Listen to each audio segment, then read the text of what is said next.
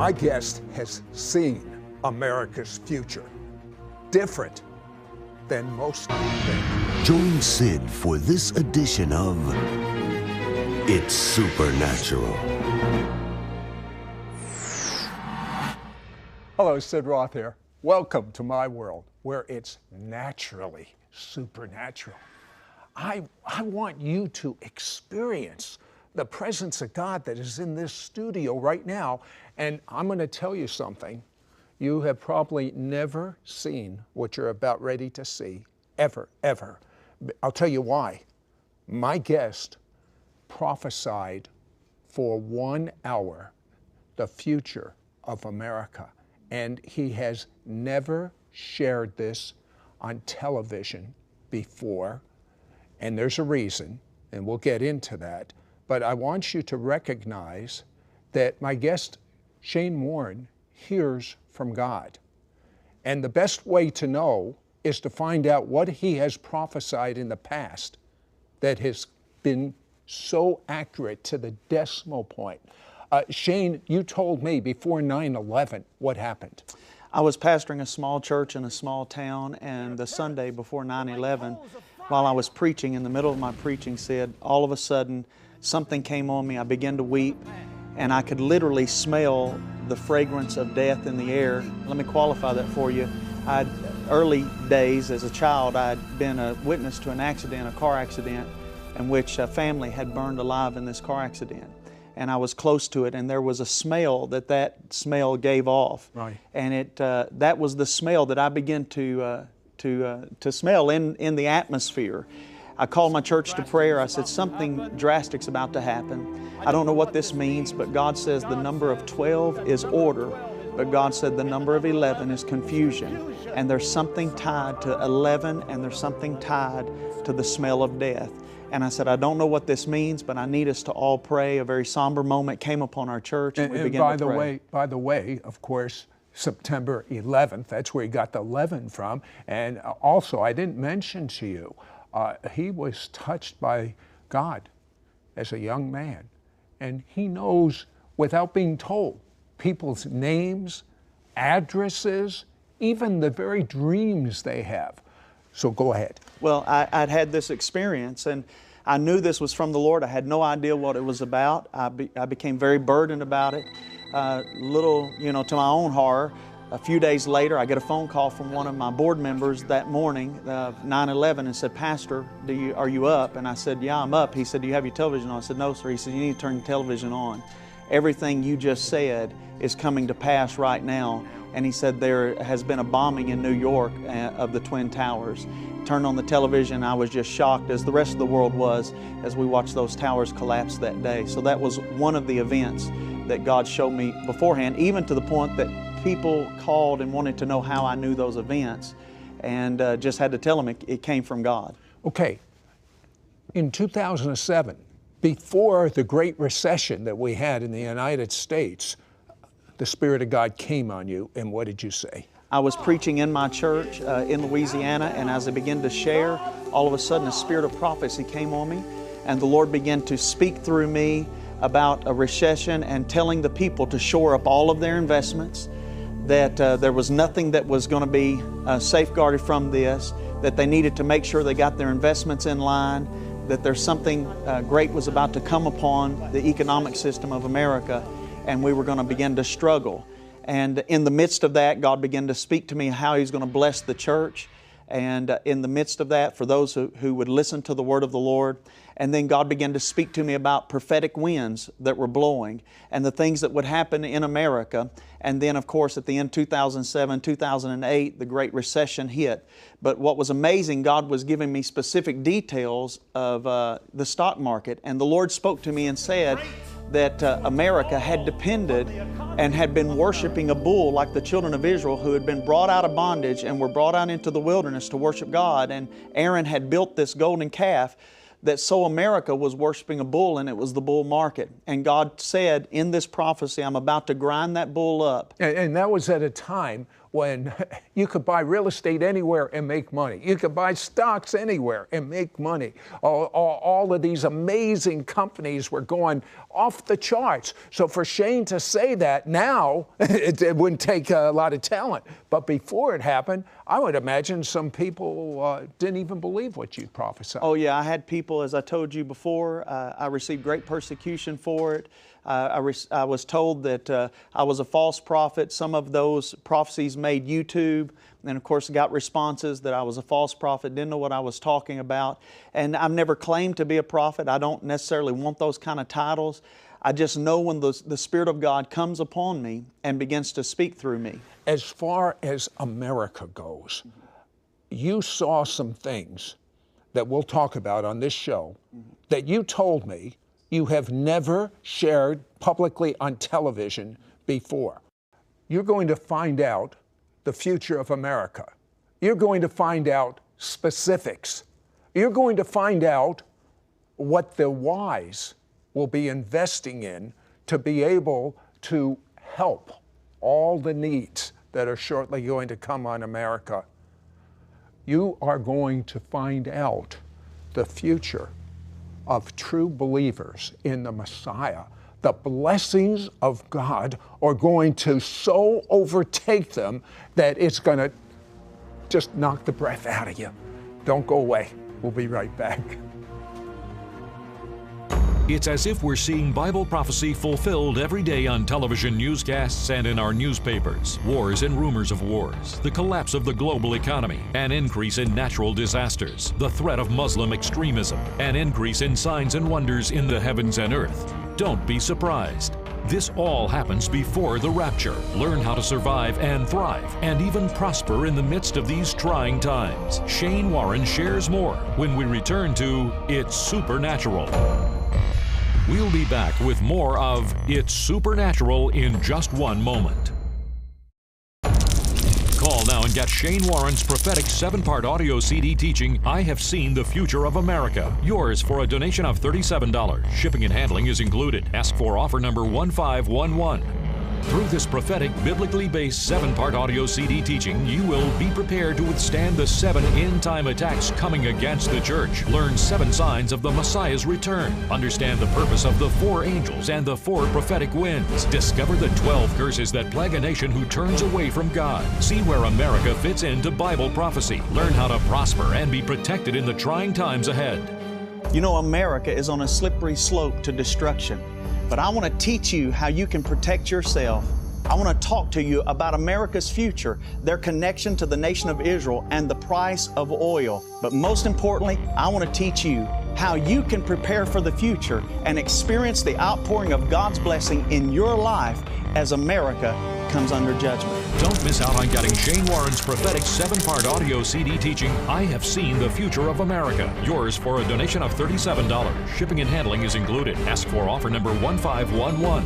Call or you can send your check to Sid Roth. It's Supernatural. P.O. Box 39222, Charlotte, North Carolina 28278. Please specify offer number 1511 or log on to sidroth.org. Call or write today. We now return to It's Supernatural. Hello, Sid Roth here with Shane Warren. Shane thinks he just has a normal service, and he begins to hear from God and begins to prophesy things he had never heard before about the future of America for 1 hour.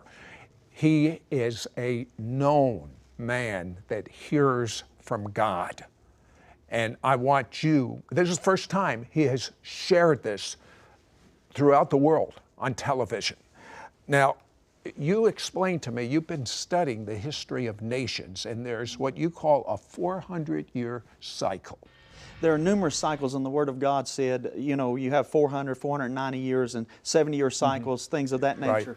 But specifically, is when God spoke to Abraham and told Abraham before the children of Israel went into bondage that they would be there for 400 years in Egypt. And He said they would be there, and then He said, because the iniquity of the Amorites has not yet come to the full. In other words, it would take 400 years for the iniquity to build up to the place that provoked God's judgment. You know, a lot of people don't understand this. It's almost like God has much more mercy than any human you've ever met. And but because he has so much mercy, you think you can get away with sin? Well, what is going on is like a big barrel, and the sins are being poured into it. And there comes a tipping point. That's what you're talking about. We're at the tipping point. In fact, it could be that America has went beyond the tipping point at this phase. I hope not, and I pray not. But still, that 400 years, there is some sort of prophetic cycle there. Most people focus on America only being 230 some odd years old, but the truth of the matter is the first compact in America was signed in 1620. So the 400-year cycle for America is going to come at the year 2020. Every single major student of church growth, church history is telling you that in America, we're on a slippery slope, an incredible drastic decline within the church and spirituality. So what happens in a 400-year cycle to a country usually? The judgment of God is poured out. Okay, what is the major reason that the judgment of God is poured out on a nation historically at that 400-year cycle? Well, one of the primary sins that is always evident at that 400 years is sexual immorality. If you study every single major nation throughout the history of the world, they all reach drastic points of drastic decline and even destruction whenever the immorality had come to the full. And it manifested itself in every single form of perversion that you can imagine.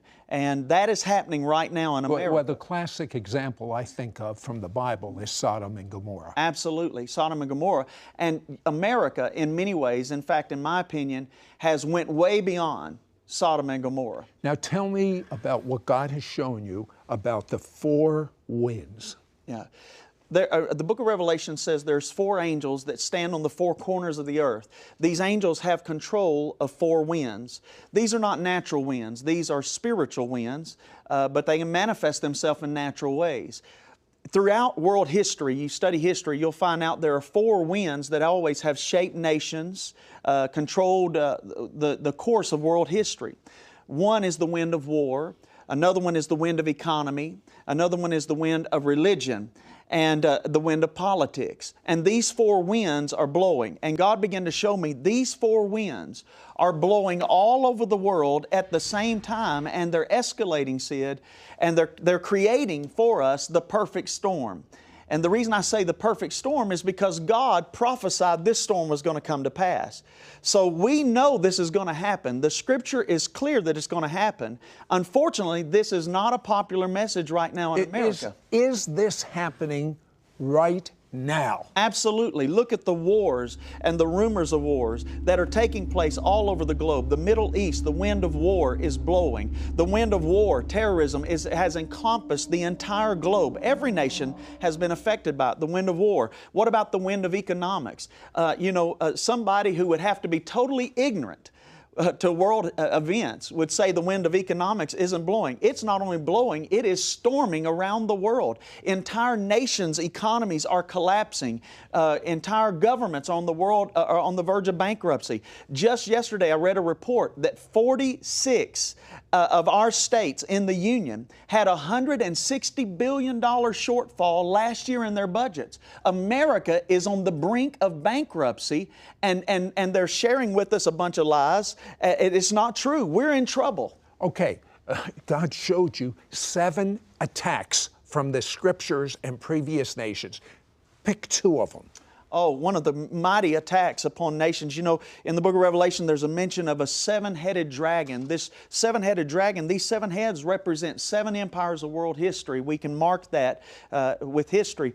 But what's interesting, each one of these heads, each one of these empires have a spirit that's behind it. These spirits are now working all in conjunction at the same time as the spirit of the Antichrist in the earth right now. One of those great spirits is the spirit of Greece. The spirit of Greece was the changing of laws to restrict religious freedom. The byword in the Grecian culture was we need to be, understanding and tolerant. Tolerant was the word of the day. My goodness. There's nothing new under the sun. It's the same spirits. Absolutely. There's nothing new. And through tolerance, they changed laws that literally literally restricted people from worshiping God. What's interesting, in Greece, every perversion was acceptable. Every religion was acceptable. Every philosophy was acceptable except for one. And that was the religion of Christianity, and the naming of the name of Jesus Very Christ. briefly, one more. Very briefly. Babylon is the spirit of confusion. The spirit of confusion, and confusion comes upon nations. You know, I heard from my own mouth, with my own ears, from the mouth of politicians, that they said they never saw this economic collapse really coming. They don't understand why we're in the state that we're in. They're absolutely baffled that nothing they're doing is working. Entitlements doesn't work. A stimulus money doesn't work. Bailouts doesn't work. Nothing is working. The reason it isn't is because the spirit of confusion is upon the land. I need you to listen very, very well about the future of America, about your future when we come back. Don't go away. We'll be right back to It's Supernatural. Sid Roth has found the key to worldwide revival. This is God's time to reach the Jewish people with His love. Messiah Jesus has torn down the wall dividing Jew and Gentile. The two together form one new man to reach the world. God's method to reach the Jewish people is through signs and wonders. This is why our website, sidroth.org, is jam-packed with tools to equip you to move in signs and wonders. Understand Israel and the Jewish roots of the church. Log on to sidroth.org today. We now return to It's Supernatural. Hello, Sid Roth here with Shane Warren, and Shane had a vision of the future of America.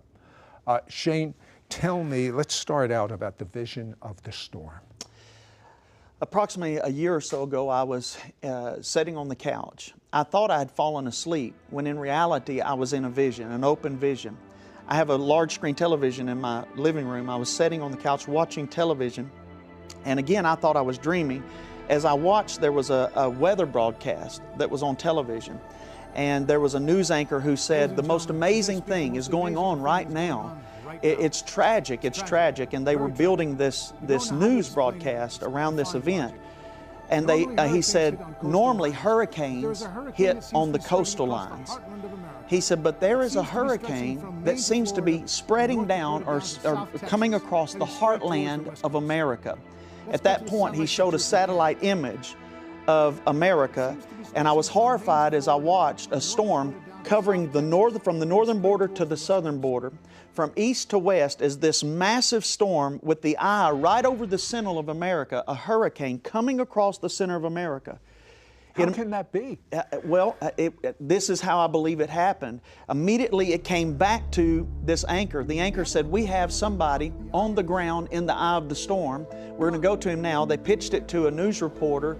This news reporter in the eye of the storm, and as you would see in a hurricane, the wind is blowing violently and they're being tossed to and fro. He said, this is the most amazing thing. I don't understand it. This is not a natural storm. That was his words. He said, this isn't normal. He said, look at what it's raining. And he reached down on the ground and he's picking up and he holds in his hand a fist of $1 bills. He said, this isn't natural. It's raining dollar bills.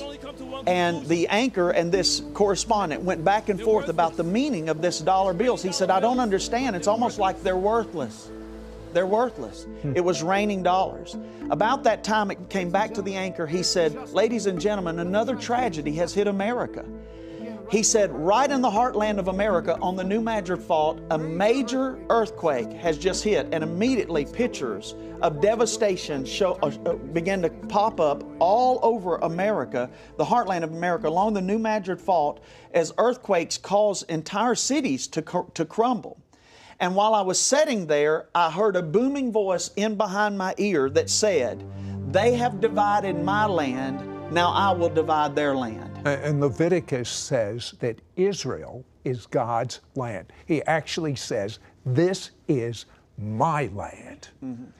And the Word of God goes on to prophesy in Joel, I believe it is, that if we divide His land, that God will divide our land. I never realized the prophetic implications of that, but I knew immediately in my dream or in this vision that he was speaking about Israel and specifically Jerusalem and all that's going on right now, which tells me that this dream that I've had and all of the issues that are going on with Israel and Jerusalem that's taking place right now, Sid, it tells me that this dream that I had is about to unfold because I heard that. And I saw the incredible changes in the prices of currency. I saw silver, not gold, but I saw silver begin to drastically increase in value. Not gold, but silver, which to me is against my natural thinking. I don't really fully understand. I'm not an economist, I'm a preacher. Well, I can tell you this. 20 years ago, I had a dream. I've only had a few dreams in my life in which God has come to me and spoken very, very, not symbolically, very clearly. And he told me the same thing. And that's one reason I'm really listening to what Shane is telling us. Go ahead. I saw with that riots begin to break out. Major cities all over America broke out in riots. People were rioting in the streets. And on the sign is, give us our entitlements. Give us our entitlements. And it was literally war. I mean, it looked like civil war within our borders, but it was all over the issue of the devaluing of money. And then, Sid, immediately I was caught up and I was sitting in a room with world leaders. I can tell you that China was there, Iran was there, Russia was there, and here's what's amazing, Putin was there. And he just got reelected. So this is going to be soon. This, in my opinion, this is very soon. Or it might be taking place now, what you're about ready to share. I believe it's unfolding in the background. And I believe that governments, world governments, including America, knows it's getting ready to happen. What was going on with this meeting? In this meeting, these world leaders were talking about how to devalue the currency of America by buying oil on another currency, with another currency. And somehow or another that would drive down the value of the American dollar. And when this happened, I realized this storm. As I'm sitting here watching this, I woke up and I realized I wasn't in a dream. I was still sitting up on the couch.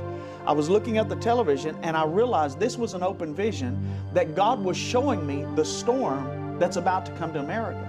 And for you listeners that are watching right now, I'm telling you, you need to get ready and turn toward God. We are on troubling days. Okay. What is the hope that you also were shown by God? Oh, churches became cities of refuge. In other words, the government wasn't helping people with need. Churches were helping people all of a sudden, the body of Christ stood up like a mighty sleeping giant in the earth and began to, I feel the anointing on me right now as I'm talking to you, began to minister, and people were coming to them, and I saw signs and wonders and miracles being poured out all over America. I saw America being shaken as the world couldn't go to the government anymore. They had to come back to the church for help. What kind of glory did you see going on in the church? What kind of fire? I saw literally like cities of refuge. Entire cities became cities of refuge where the scripture talks about there was rain in one city and no rain in another city. I saw that as people were plunging into these cities because there was life there. There was glory there. The presence of God was there. There was peace there, and they were running to that. And revival was taking place. What is, based on everything you've seen, the future of America? Are our best days ahead of us, or are we in judgment right now? I believe that we have a two-sided coin taking place. That on one hand, judgment is beginning. That God has had His fill of immorality. That God has had His fill of complacency. And what's the other side? You know, the other side is this glorious outpouring. Always, when judgment comes, it's always unto mercy. But Sid, I must clarify, I believe that we're running out of time. Time is running short. Time, look, you don't know when your end is going to come, but you only have this moment. And many of you are saying, I've got plenty of time. Well, when this shaking occurs, and it's starting right now, you're going to be saying, I thought I had more time. You don't. You don't know when your end will come. Get right with God. Repent of your sins. Believe the blood of Jesus has washed you clean, and make Jesus really your Lord. Really. It's as if we're seeing Bible prophecy fulfilled every day on television newscasts and in our newspapers. Wars and rumors of wars, the collapse of the global economy, an increase in natural disasters, the threat of Muslim extremism, an increase in signs and wonders in the heavens and earth. Don't be surprised. This all happens before the rapture. Learn how to survive and thrive and even prosper in the midst of these trying times. We'll be back with more of It's Supernatural in just one moment. Call now and get Shane Warren's prophetic 7-part audio CD teaching, I Have Seen the Future of America. Yours for a donation of $37. Shipping and handling is included. Ask for offer number 1511. Through this prophetic, biblically based 7-part audio CD teaching, you will be prepared to withstand the 7 end-time attacks coming against the church. Learn 7 signs of the Messiah's return. Understand the purpose of the 4 angels and the 4 prophetic winds. Discover the 12 curses that plague a nation who turns away from God. See where America fits into Bible prophecy. Learn how to prosper and be protected in the trying times ahead. You know, America is on a slippery slope to destruction. But I want to teach you how you can protect yourself. I want to talk to you about America's future, their connection to the nation of Israel, and the price of oil. But most importantly, I want to teach you how you can prepare for the future and experience the outpouring of God's blessing in your life as America comes under judgment. Don't miss out on getting Shane Warren's prophetic 7-part audio CD teaching, I Have Seen the Future of America. Yours for a donation of $37. Shipping and handling is included. Ask for offer number 1511. Call or you can send your check to Sid Roth. It's Supernatural. P.O. Box 39222, Charlotte, North Carolina 28278. Please specify offer number 1511 or log on to sidroth.org. Call or write today. Next week on It's Supernatural. على رايحين ونقولها من هنا من المحلة من قلب الدلتا سنصلي في القدس أو ننال الشهادة على أعداء. Our guest is an ex-Muslim terrorist who reveals the end-time scenario being played out right now in the Middle East, with Egypt electing a radical Muslim as president, whose followers proclaim a new United States of Islam will be in the Middle East, and says that their capital will be Jerusalem.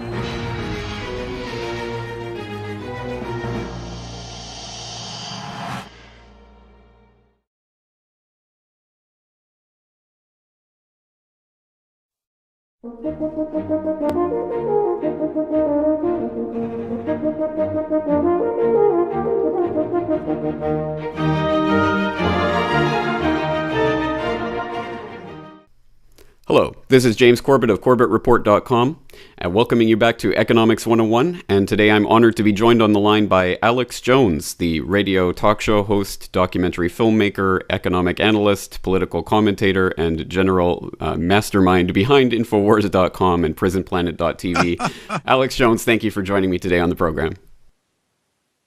Quite an introduction. Thanks for having me. I love your important work you're doing. Excellent. Well, today I'd like to talk specifically about the moves towards the cashless society that we've been seeing coming from every angle lately.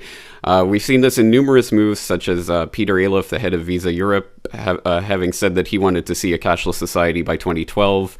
We've seen the National Irish Bank moving towards cashless banking. We've seen even trivial examples of children's games being changed to use cashless forms of payment. We've seen this coming from so many angles that it seems to be a coordinated agenda. So what's your take on what this agenda is and why it's so important for the economic elite to bring in a cashless society?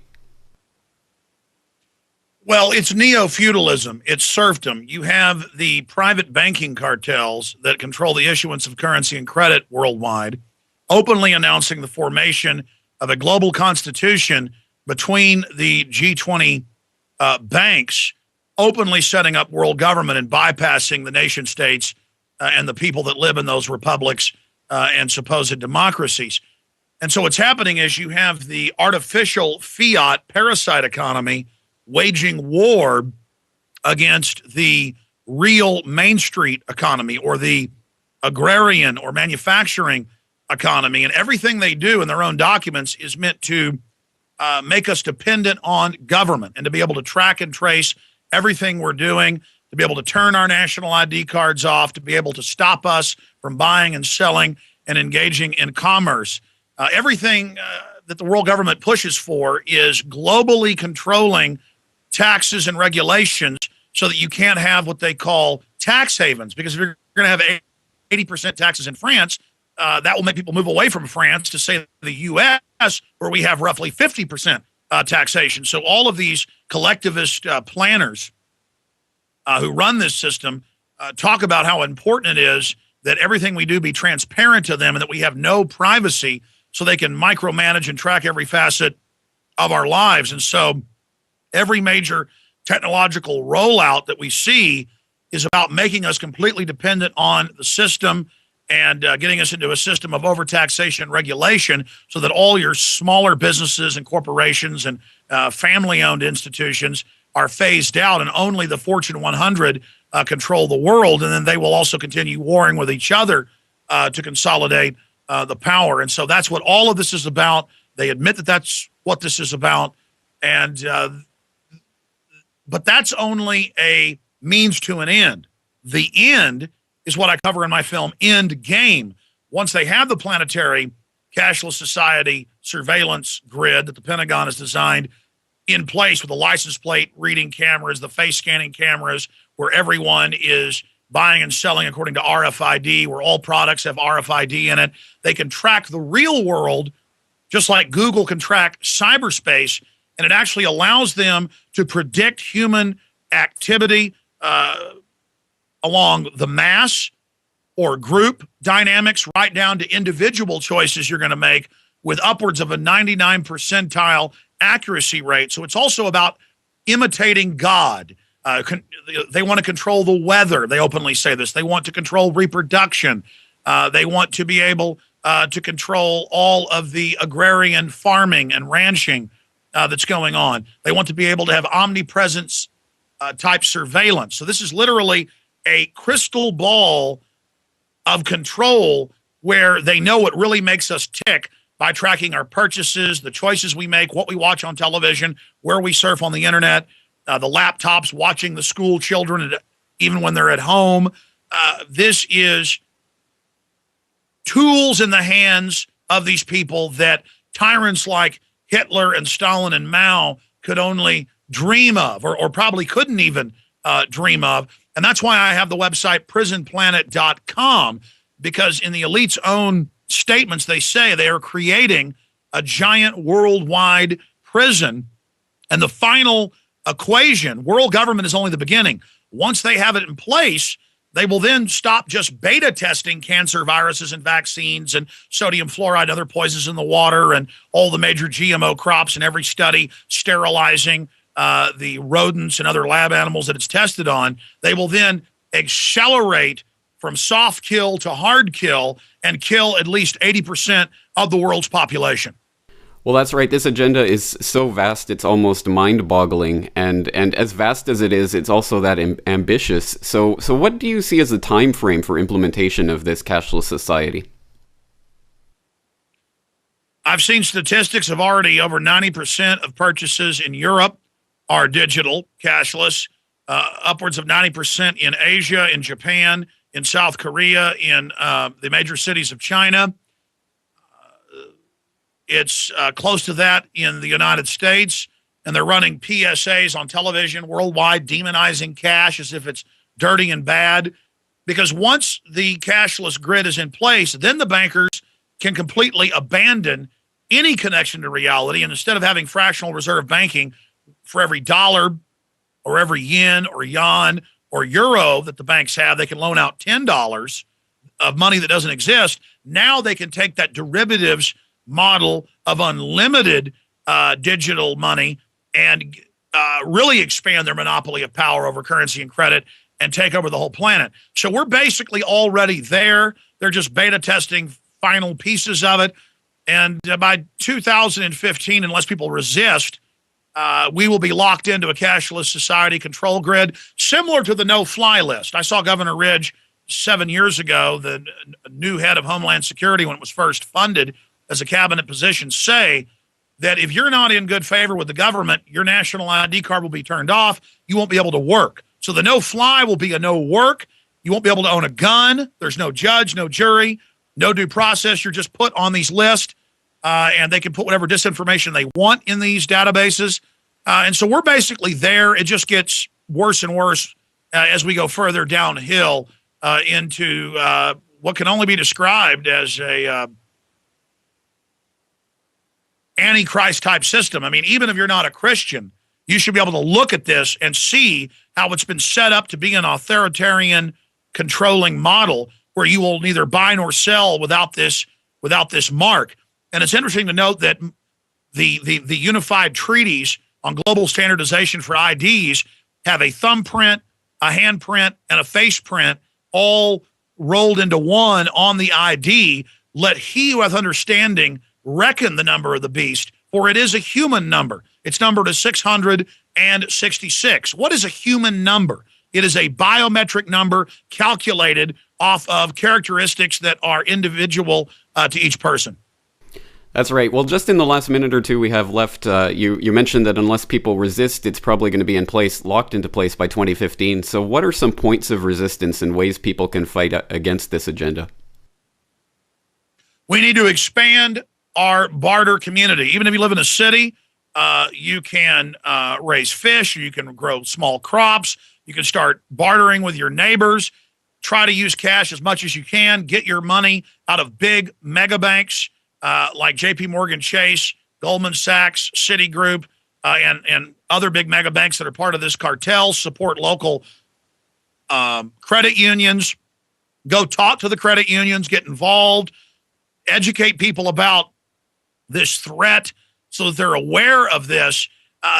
Again, this is designed so they can bring in total taxation, bankrupt almost everyone, and drive you onto government welfare so you're even more dependent so they can carry out the eugenics operations against you and your family. I mean, number one, just educate yourselves on how evil this controlling scientific technocracy is, and realize that Eisenhower in 1961 warned about this development, and here we are 40 years later, and it's unfolding. Create alternative legal currencies, trade in silver and gold. We see in the U.S. they're trying to come in with $1 million fines for garage sales, for swap meets. They're trying to shut down gun shows, stop shopping at places like Walmart and big mega stores. They are economically conquering us and putting us on modern plantations, similar to what was done to the Native Americans. We must realize that we're being put into a scientifically designed prison. We must awaken to this and do everything we can to stop it. Excellent. Well, Alex Jones, give out the websites one more time. Sure. They're Infowars.com and PrisonPlanet.com. And I have a syndicated radio show from 11 a.m. to 3 p.m. Central, 12 noon to 4 p.m. Eastern. Anybody can listen for free at Infowars.com. We have a great free iPhone app for anybody that has an iPhone. And this is all part of the tracking system, but we're reaching into the matrix, using the matrix own grid to get people out of the matrix. And so we're trying to fight cybersecurity and all these other police state takeovers, as I know you are as well. And all my films are free online. We have 2 new films coming out in the month of April, Invisible Empire and Police State 4, so people can find out more at Infowars.com. Excellent. Well, my hat's off to you for all the work you're doing. Alex Jones, thank you very much for joining me again today. Hats off to you.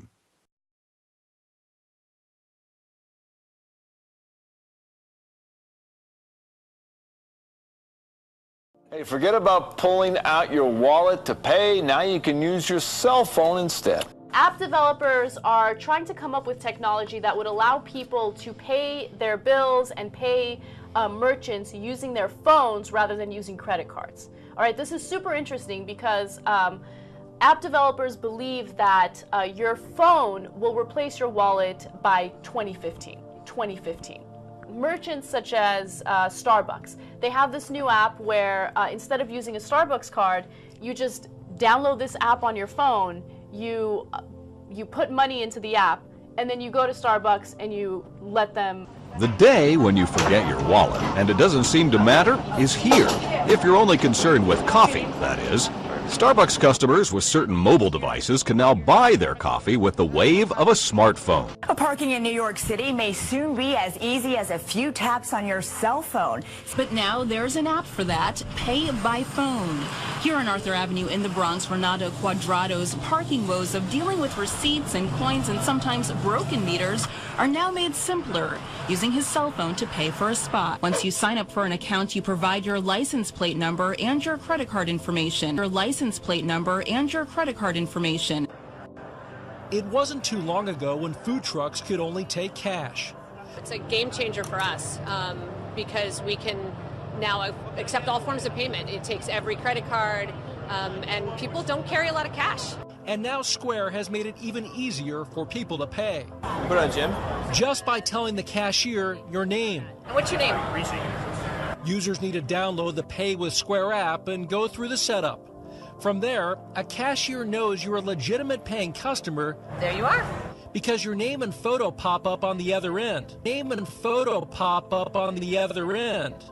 Starbucks' announcement that it will be using Square in 7,000 of its U.S. stores will accelerate the movement toward a walletless society. A walletless society. Going forward, at some point, we may be able to leave our wallet at home because we're going to have all of the information in the wallet, on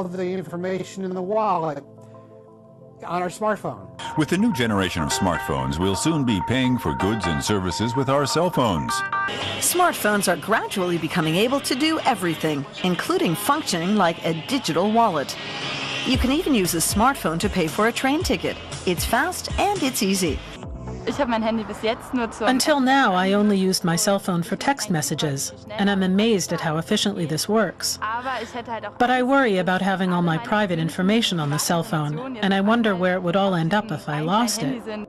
Forget about cash or numbers or student ID cards. 3 New Mexico schools were about to start using something in their cafeterias that you would associate more with the Department of Homeland Security, palm scanners.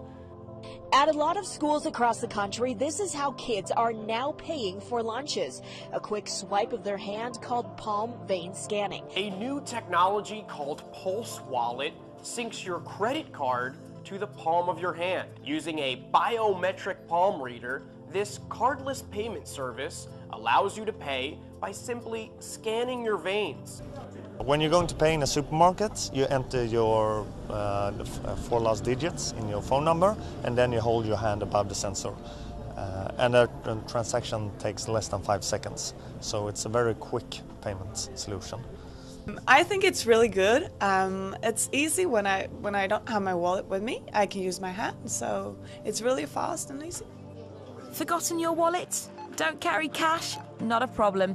A supermarket chain in the north of France has gotten over all these things by introducing biometric payments.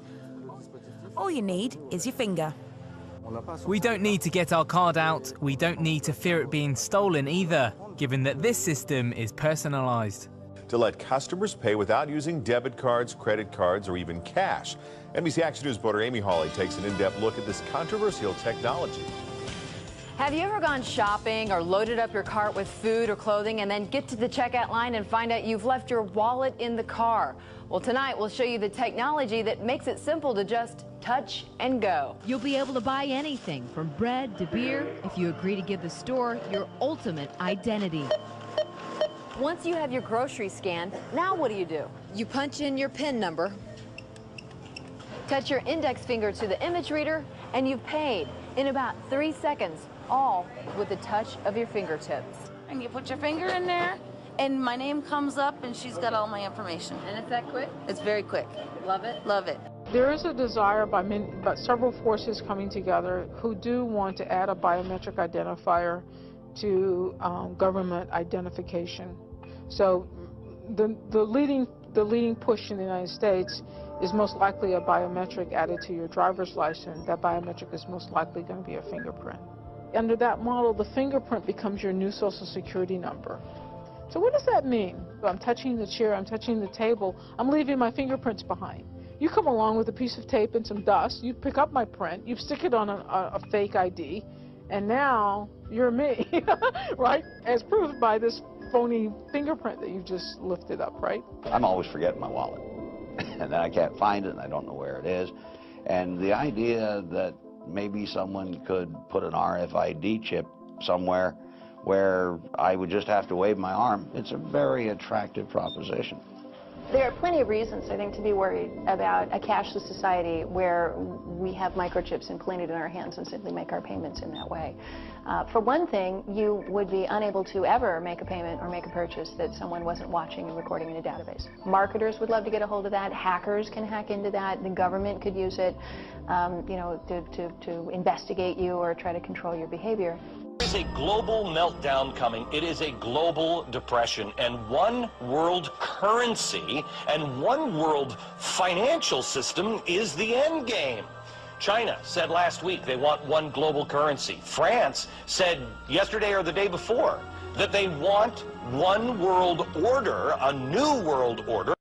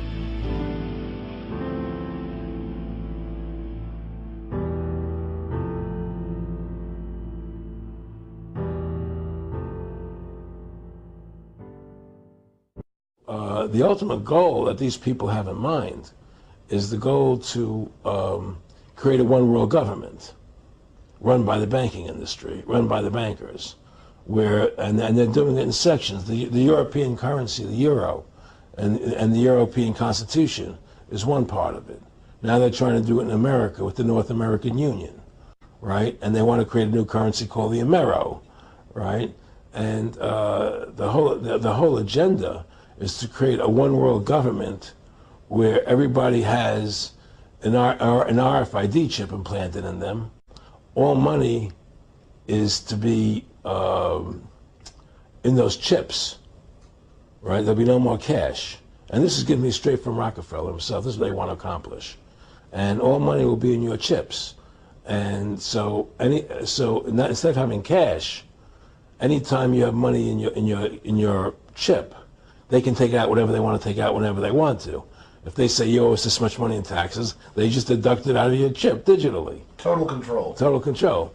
And if you're like me or you, and you're protesting what they're doing, they can just turn off your chip. And you have nothing. You can't buy food. You can't do anything. It's total control of the people. And that chip's connected to a database that has your purchasing records, what you do, what you sell. Everything is in there, you know? And so they want a one world government controlled by them, everybody being chipped, all your money in those chips, and they control the chips, and they control people, and you become a slave, you become a serf to these people. That's their goal, that's their intention. Create a new world order. To lead in shaping a new world order for the 21st century. Their leader, Pat Robertson, has written in a book a few years ago that we should have a world government, but only when the Messiah arrives. He wrote, and literally, any attempt to achieve world order before that time must be the work of the devil. Well, join me. I'm glad to sit here at the right hand of Satan. I'm glad to sit here at the right hand of Satan. So we have to shape an international order that can meet the challenges of our generation. We needed a new world order. Out of it came a new Europe, a new world order. We have before us the opportunity to forge for ourselves and for future generations a new world order, a world where the rule of law, not the law of the jungle, governs the conduct of nations. When we are successful, and we will be, we have a real chance at this new world order, an order in which a credible United Nations can use its peacekeeping role to fulfill the promise and vision of the UN's founders.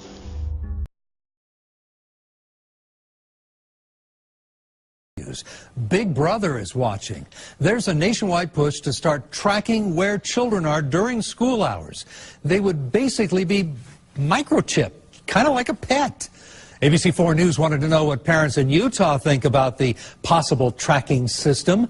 The night team's Kimberly Nelson joins us now live in Salt Lake City. Kimberly, what are they saying? Well, they're not excited about it, and here's the deal. Students who play hooky cost school districts money. So to recoup some of that money, they're taking those drastic steps, as you just mentioned. But parents we spoke with are outraged about what this could mean for our future.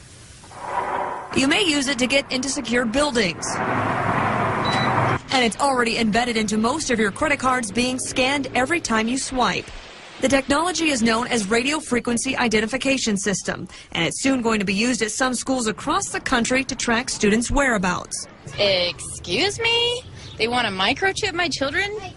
Like I do with my dog and my cat? We have before us the opportunity to forge for ourselves and for future generations a new world order. Basically, the way the elite are doing it is they condition the population by generations. First they told us it was for the, if we lose our pets, put them in the pets.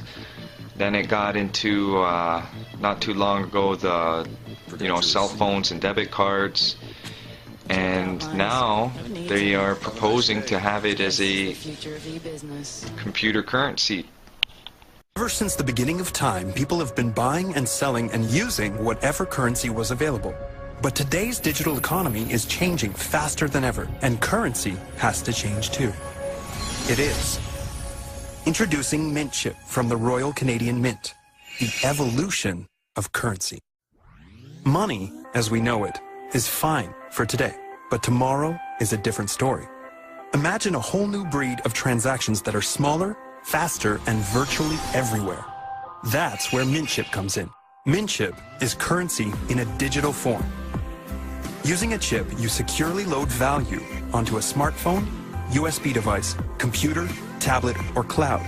Maybe even some future device that doesn't even exist yet. Now you're ready to go. It's so easy that even a child can use it, especially for their allowance. Mint Chip is better than cash, since you can use it online.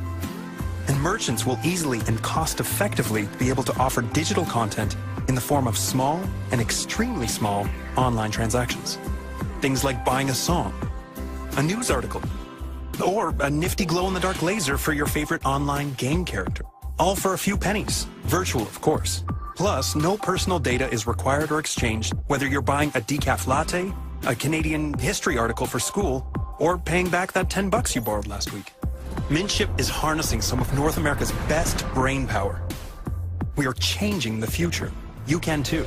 Mint Chip from the Royal Canadian Mint. The evolution of currency. I want to get your thoughts on this before I let you go. What do you think the government might do to us if we all had a national ID card? Well, they would monitor everything that we do. And surveillance, the lack of privacy. It's always for good purposes. Everything is for good, and they're going to get rid of illegal immigration. They're going to find the criminals, but they're also going to monitor every single person, every single thing they do. It's sort of this idea of why not have cameras every place on every street corner, because we'll catch the bad guy. Well, why don't they have cameras in our house in case there's child beating or wife beating? I mean, that's when one thing leads to another. You either believe in freedom or you don't. If you think you need supervision and surveillance constantly by your government, and right now, the degree of confidence and trust in our government is very, very low. To turn this additional tool over to the government, to me, should outrage the American people, and so far the people I hear from are outraged. So interesting to listen to your thoughts on that. The meeting happens tomorrow at the White House. The White House has taken no position on it thus far, but... This next story we have for you is kind of wild. You might call it microchip commitment. A young man by the name of Emil Grafstra and Jennifer Tomlin, they are dating, have total access to each other's homes, cars, and computers. And they have that access by way of matching electronic microchips that are implanted under their skin. They're joining us this morning to, well, to make you understand all of this, or to try to make me understand all of it. They're joining us from Vancouver, Canada, and I appreciate your being with us. Before we get to this, what this actual chip looks like, Emil, I want you to give me some demonstration. We have some videotape here of what you can do with this. For instance, I understand you can unlock your car door and open the door without ever putting a key in it.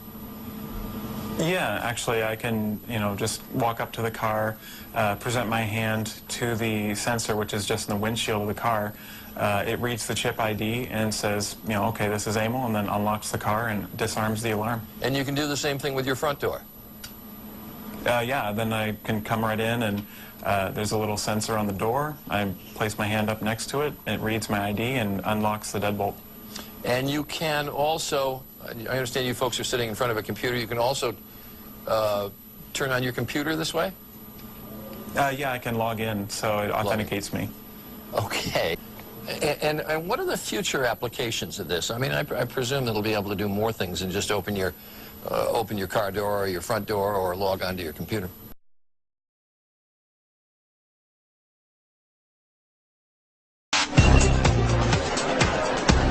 The future of surveillance is hiding in plain sight at the Baja Beach Club in Rotterdam, Holland. This may look like a regular party, but it's no normal club. The Baja has an elite group of special VIPs who are different from other clients. They need no identification and no cash to buy drinks or food. To enter the club, all they have to do is offer up an arm to a scanner.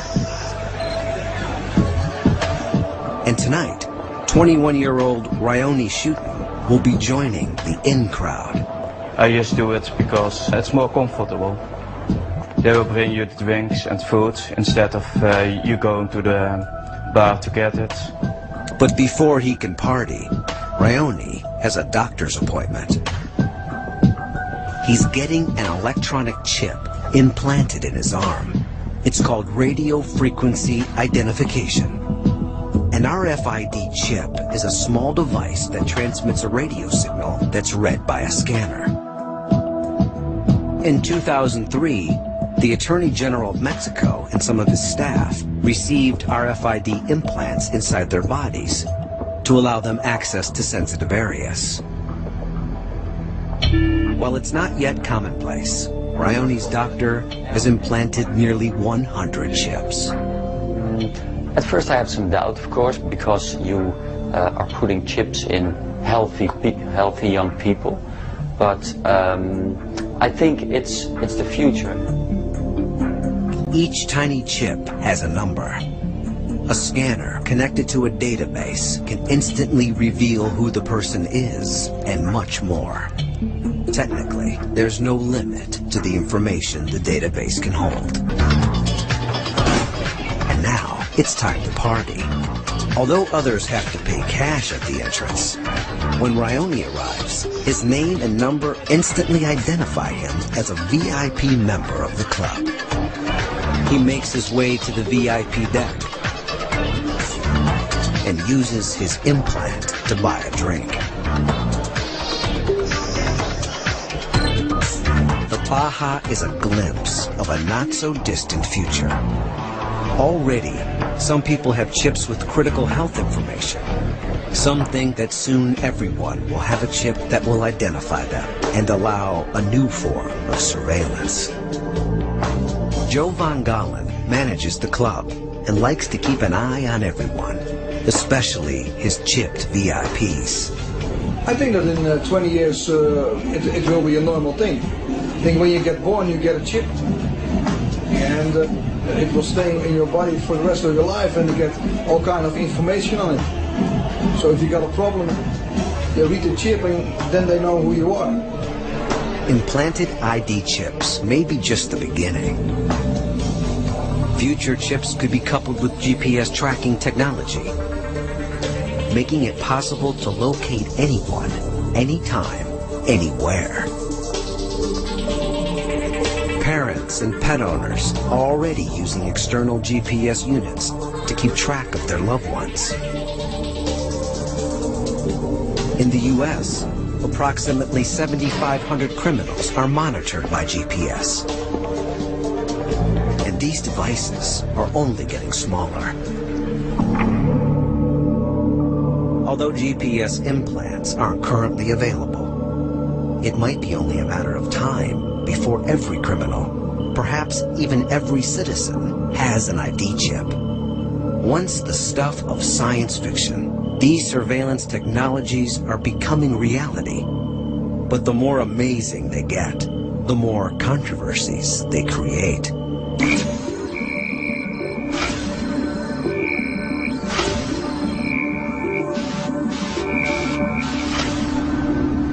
In the name of security, societies around the world are struggling to redraw the line between surveillance and privacy. The bill before me will help law enforcement to identify, to dismantle, to disrupt, and to punish terrorists before they strike. Just months after the 9/11 attacks, President Bush secretly ordered the government to listen in on some Americans' phone calls without getting warrants. Technically, snooping on communications is not difficult. Almost every phone call, fax, and email passes through a network of towers and satellites. This digital data can be intercepted with listening dishes or by using spy satellites. The U.S. alone has more than 30,000 eavesdroppers scattered around the world, working with at least 100 spy satellites. Every 3 minutes, they collect enough information to fill the Library of Congress. Governments tell us these technologies make us safer.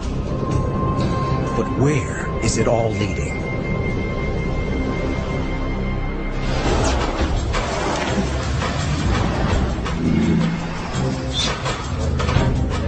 More than ever, authorities say we need surveillance in a dangerous and wired world.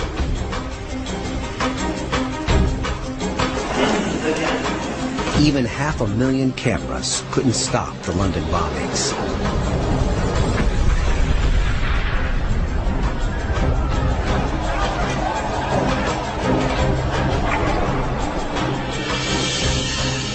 New technologies like ID implants, iris scans, and facial recognition have the power to reveal anyone who has committed a crime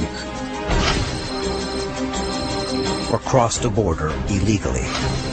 But they also have the power to invade our privacy. In the future world of total surveillance, there may He be also nowhere forced everyone, to small and hide. great, rich and poor, free and slave, to receive a mark on his right hand or on his forehead, so that no one could buy or sell unless he had the mark, which is the name of the beast, or the number of his name. This calls for wisdom. If anyone has insight, let him calculate the number of the beast, for it is man's number. His number is 666. You were both in Skull and Bones, the secret society. It's so secret we can't talk about it. What does that mean for America? The conspiracy theorists are going to go I'm wild. sure they are. I don't know. I haven't seen the web. Number 322? First of all, he's not the nominee. And, look, I look forward... Are you prepared to lose? No, I'm not going to lose. You both were members of Skull and Bones, a secret society at Yale. What does that tell us? Not much, because it's a secret. And so when we heard that some enterprising characters had managed to spy on the famous Skull and Bones Society, well, we couldn't resist. Here's ABC's Dan Harris. The videotape provides a grainy glimpse into what appear to be the initiation rituals of a secret society that's been around since 1832, whose members have gone on to be leaders of Wall Street and the White House, the Senate and the Supreme Court. They're sort of trying to scare the initiates, make them, disorient them, frighten them. New York Observer investigative reporter Ron Rosenbaum accompanied a team of Yale students who shot these pictures 9 days ago. Rosenbaum's curiosity about Skull and Bones was permanently piqued when, as a classmate of George W. Bush, he lived right next to the Tomb, the group's heavily fortified home. From their perch, Rosenbaum and his cohorts taped the Tomb's courtyard. What they captured, they say, was initiates, known as neophytes, being forced to kiss a skull, then members performing a mock killing. It may look like your average fraternity nonsense, but Rosenbaum says it's not. Even though it may seem silly to us, it seems to mean something to them, and you can't argue with the success of Skull and Bones. True. Famous alums include senators John Kerry and John Chafee, to name two, cabinet secretaries such as Averell Harriman, and 3 presidents, William Taft, George Bush, and George W. Bush, who's been reluctant to talk about Skull and Bones. The opportunity to forge for ourselves and for future generations a new world order, a world where the rule of law, not the law of the jungle, governs the conduct of nations. When we are successful, and we will be, we have a real chance at this new world order, an order in which a credible United Nations can use its peacekeeping role to fulfill the promise and vision of the UN's founders.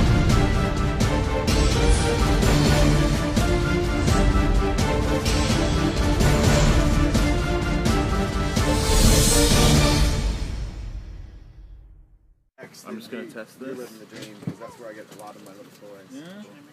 Program. Okay. So it's live. You've been doing it. So pain management. Have you ever heard of Lamaze class? Like for pregnant ladies? So the breathing technique, it's got a very specific purpose. When they're going he like that, it's not because of the breathing. What they're trying to do is make the brain focus on a rhythm, right? And timing, and keeping that timing.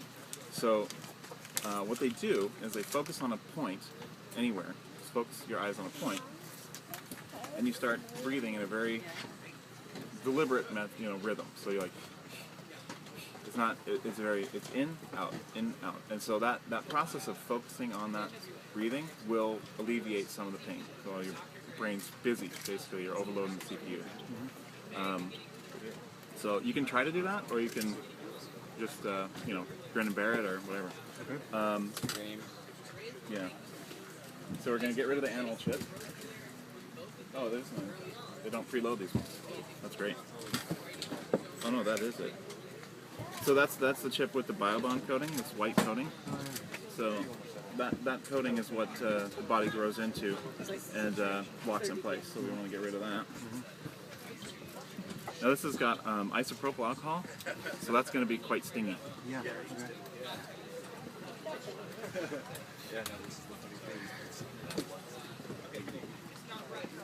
Sorry.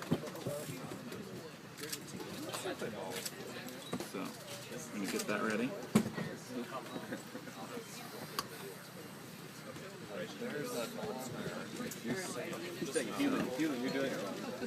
Okay, so that's going to be good. So basically we're going to look for a place right in between So you've got a nice squishy area there, which is great.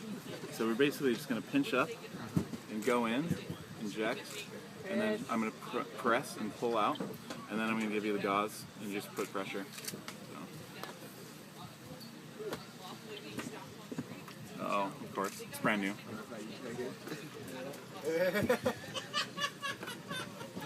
I'm going to use this to just poke it.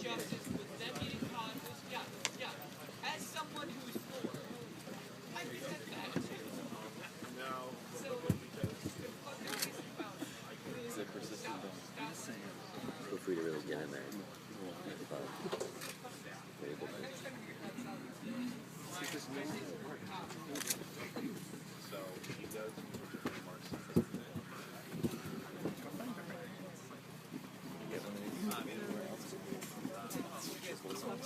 Are you allergic to shellfish?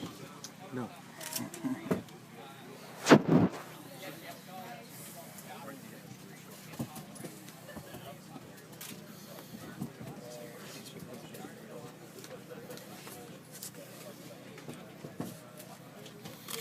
Ready?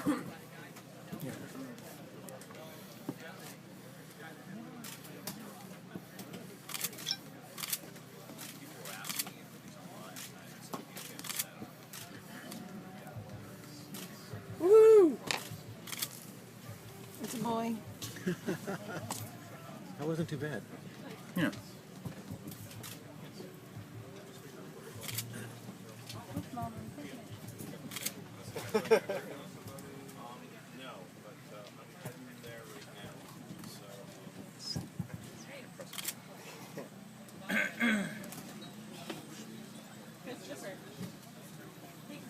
Okay.